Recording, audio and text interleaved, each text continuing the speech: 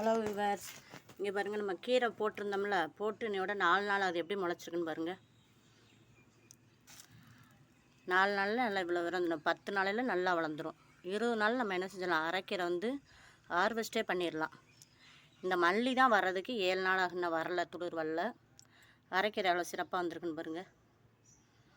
அதனால் நீங்கள் வீட்டில் என்ன செய்யுங்க, இயற்கையாக உரத்தை கொடுத்து ஒரு கீரையை நீங்கள் ஹார்வெஸ்ட் பண்ணுங்கள். இங்கே பாருங்கள் விவஸ், இது ஃபுல்லும் பொன்னாங்கண்ணி கீரை எவ்வளோ சூப்பராக வந்திருக்குன்னு பாருங்கள். எவ்வளோ கீரை இருக்குன்னு பாருங்கள்.